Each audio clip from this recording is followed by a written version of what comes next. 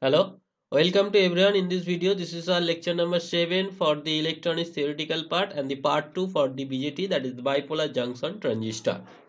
So if you want to watch the previous lecture, you can go through the description box, link are given there. Also in this channel, that is Fees by Laxmikanta sir, you can get the different fees related theoretical part and some problem solution. If you want, you can go through this channel, and in the different playlist you have got the different playlist, you can watch them also. Today we want to discuss about the transistor second part, that is transistor biasing and the stabilization circuits. So you can look at this syllabus of the BSc Honors Calcutta University. These lectures covered in lecture 1. This part actually covered in lecture 2, and this is that part actually covered in lecture 2, 3, 4, 5, up to that one. And in the last lecture we discussed about the bipolar junction transistor, that is the BJT, in lecture number 6. Sorry, we discuss the BJT. In this lecture, in lecture 7, we want to discuss this portion, that is the transistor biasing, stabilization, fixed bias, collector to base bias, emitter or self bias. This is also or voltage divider bias. Up to that portion we want to discuss in this lecture. So let's start. In the upcoming session, we will be cover up the upcoming portion also. Amplifier, feedback amplifier, multivibrator, oscillator, etc. So you can just in the last lecture, in the from the last lecture, about the Q point. What is Q point? When this is the output characteristics of a transistor. This is an output characteristic. I think you remember, this is cutoff region when the IB is 0 in the CE mode, and this is saturation region, and this one area is the active region, right? And if you draw this load line in this point, actually known as the Q point or quiescent point, or the operating point. This is also known as the operating point, right?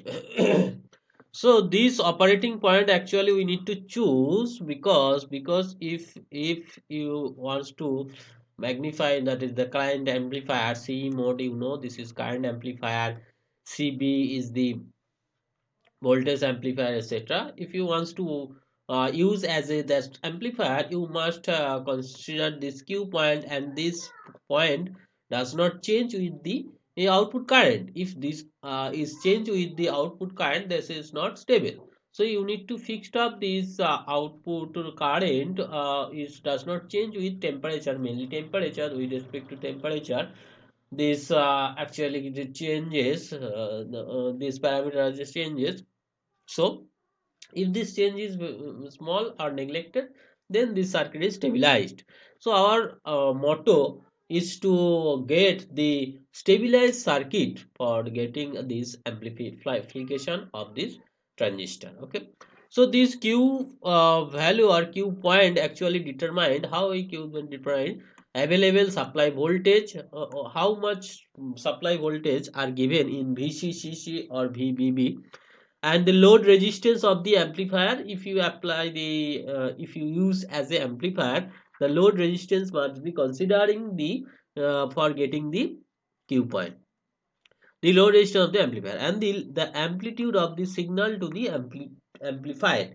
So how much the signal amplified, this amplitude must be considerable, and the allowable distortion of the output signal, that is, if you amplify, the distortion also be amplified. Suppose this is a signal, and this amplified signal will be like that. This will be must be distorted. There is a distortion very small, but when this is amplified, so how much distortion will be allowed, this actually define the Q value. So this choice of Q point, that is Q value or operating point, depends upon these four factor, that is supply voltage, resistance, load resistance, and the amplitude of the signal, and the allowance of distortion of the output signal. These are the distortion. How much distortion is allowed in our output signal is determine this Q value. Now the Q point is changed depending upon the collector current IC. That means the collector current IC actually change due to temperature effect. This is for the due to reverse saturation current change, which mainly depends on temperature. Next one is the base emitter voltage. This is also depend on temperature and the beta value. So there is three factor which can change the collector current IC. Number one, ICO, that is reverse saturation current. VBB, that is the base emitter voltage. This is for CE mode, common emitter mode. And the third thing is the beta value, which temperature with respect to temperature. So the actual cause is the temperature. This temperature affect these three parameter, and this variation of these three parameter is known as three stability factor. Number one, S is del IC by del ICO. That is the collector current change with the change of this reverse saturation current. This is S. S prime is del IC by del VBE, and then S double prime is del IC by del beta. Okay, so these three are the stability factor. This is for your note, that is the thermal runaway, that is due to the heat transition can be damaged. Actually, the due to heat the transistor can be damaged. This actually this is known as the thermal runaway. Okay. So to get the lowest value, that if this change is small, then the S value is lowest. So if S value is lower, then this is more stable. That is, the output current does not change with the effect of temperature or other effect.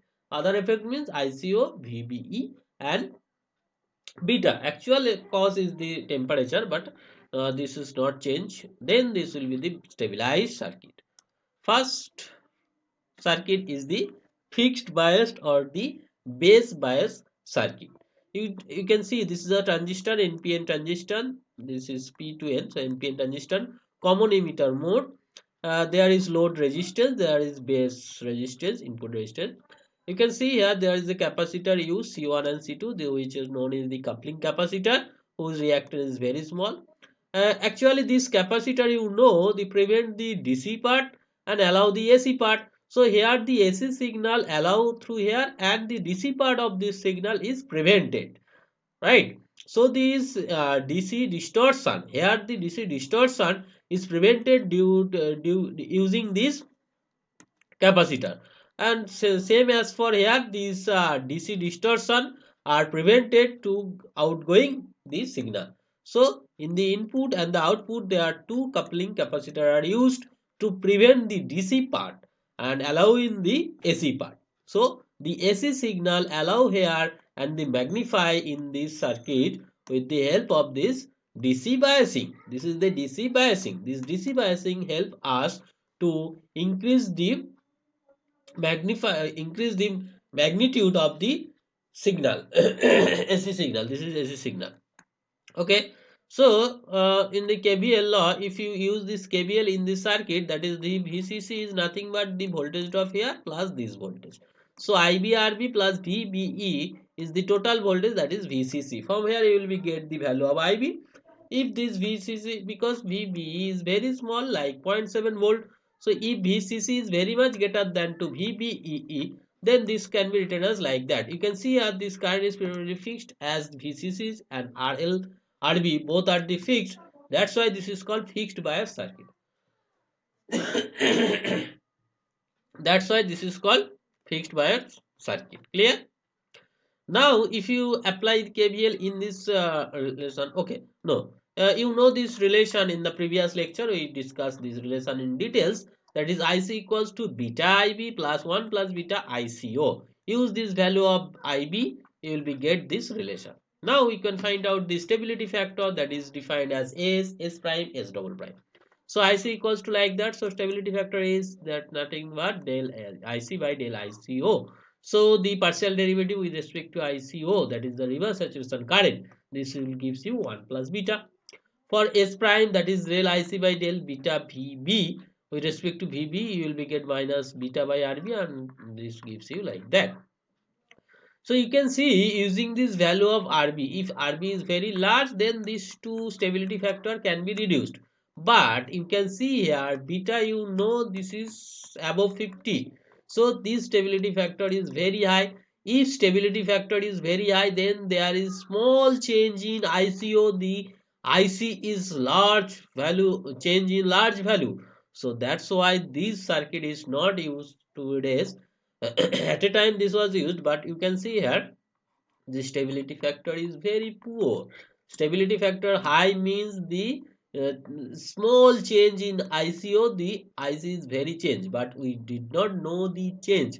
Stable means the change is very low. With the effect of the other factor, IC does not change. But here is the opposite case because beta is very large value. That's why this circuit is actually does not provide a stable Q point. Okay. So this circuit, that is the fixed bias or the base bias, does not provide a stable Q point. So next option is the collector to base bias. Collector to base bias. You can see these resistors was previously along that path, but now this connected and that position. So you can see the same circuit with this resistance connected from that region to that point. Okay, so now if you apply this KVL in this region, you can see this IB that is the voltage drop across RB, and VBB is nothing but VCE, and VCC is nothing but the IC plus IBRL plus VCE. Okay, so use this value of VCE like here, and this rearranging them, you will be get this value of IB, that is the base current. After getting the value of base current, you can get the collected current using this relation IC equals to beta IB plus 1 plus beta ICO.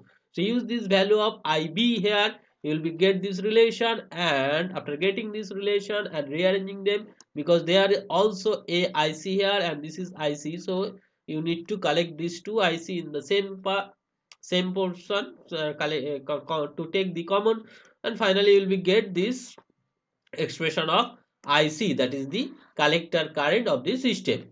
So the value of S, that is the stability factor, this is nothing but del IC by del ICO. If you just derivative with respect to IC, you will be get there this portion, and this is for VB, this is that portion, and with respect to beta, this will be that.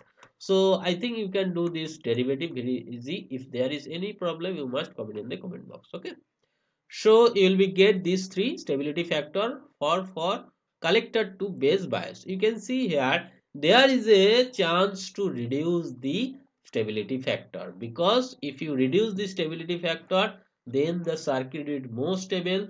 That's mean without with changing the temperature of the system, with changing the temperature of the system, the output current does not effectively change. This is the stable. Okay, so there is a option to stabilize this circuit. You can read here the stability factor for the collector to base bias circuit are lost. You can see this is why this is named as collector to base, because this circuit collector to base circuit. Okay, so that's why this is collector to base circuit less than those on the fixed bias circuit. So this is an better than this circuit, that is the collector to base bias circuit is get better than the fixed bias circuit. Next is, suppose IC rise. Now the what the actual phenomena happen within this collector to base circuit, collector to base bias circuit. If IC rise due to increase the temperature, due to increase the temperature, actually ICEO increased, that's why the IC is increased. If IC increased, then the voltage drop across RL also increased. If the voltage drop across RO is increased, then the voltage drop of VC is decreased, because VC is fixed. VCC is fixed. If this current increase, this value, this voltage drop increase, that means this voltage drop decrease. If this voltage drop is decreased, then this, because this voltage drop decrease, that means the voltage drop across RB also decrease. If this voltage drop is decreased, then the current of IB is decreased. If current IB decrease, then IC must be decreased, because you know beta equal to IC by IB. So if IC increase due to temperature increment because of ICO, that is the reverse saturation current, if you increase the temperature, the reverse saturation current increase because the minority carrier increase within the semiconductor. Within the semiconductor, the minority carrier increase due to the temperature. Then the ICO, that is the reverse saturation current, increase. If ICO increase, then IC is increased because ICO is a part of IC. If this current increase, then voltage drop here increase. If this voltage drop increase, then the voltage drop across VCE, that is reduced. If this voltage reduced, then the voltage across this base resistance reduced. If the voltage reduced, then the current through this base must be reduced. Okay, so if current IB is reduced, then IC must be reduced. So increasing of IC is reduced effectively like here. So this is more stabilized compared to the fixed bias circuit. And if the VC is very much greater than the VV, so this becomes like that, and this is the bias curve. The point of intersection of the bias curve with the load line gives you the Q point. Okay, so that's about the collector to base bias. Next thing is the cell bias or the emitter bias or voltage divider bias.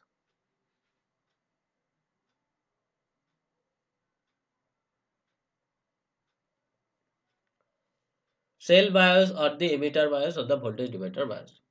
Look at this circuit. There is a load resistance, there is a emitter. This is added up here, and these two resistance R1, R2 connected right there. This is VCC.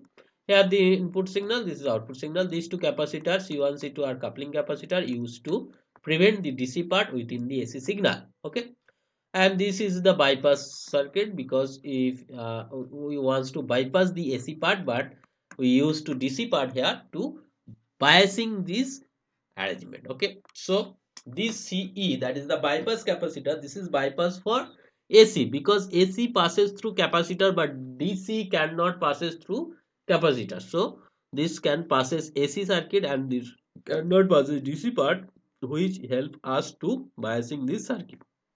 How you can think about here, this is total voltage is VCC. You wants to find out the voltage about that one. This is parallel connected, so this voltage will be R2 by this one. This is the Thevenin voltage. VT is nothing but the Thevenin voltage. VT is nothing but the Thevenin voltage. You know Thevenin voltage very well, because the first lecture in this series actually discussed the Thevenin, Norton, superposition, etc. etc. And this is the Thevenin resistor, Thevenin resistor. Okay, so after getting this Thevenin voltage and Thevenin resistor, you will give, replace this circuit by this circuit. This is replacement of this circuit. This is the replacement of the circuit like here. So you can see due to increase of temperature. Now the what happened actually here, with the increase of temperature, ICO, that is the reverse saturation current increase, then IC increase. If IC increase, this the current through RE also increase, because this current flow through that path. So the voltage across RE also increase. Forward bias of the emitter junction, that is this junction voltage will be reduced, because this portion will be increased, so this will be reduced. So the base current will be reduced because the voltage reduced, so base current also reduced. Base current reduced means the collector current reduced. So if collector current increase, this will be reduced automatically. That's why this is cell bias. So after getting this voltage and resistance, you will be get this equivalent circuit. In this equivalent circuit, use this KVL in the base region, that is IBRT plus VBE, that is voltage across the base with respect to emitter. This voltage is VBE plus that voltage, that is IB plus IC into RE. That's total will be VT, that is the Thevenin equivalent. So from rearranging, you will be get the value of IB. Now in this loop, if you use this KVL in this loop, you will be get that is IC into RL plus RE plus IBRE, IC RL plus IBRC RE plus VCE. This is VCE.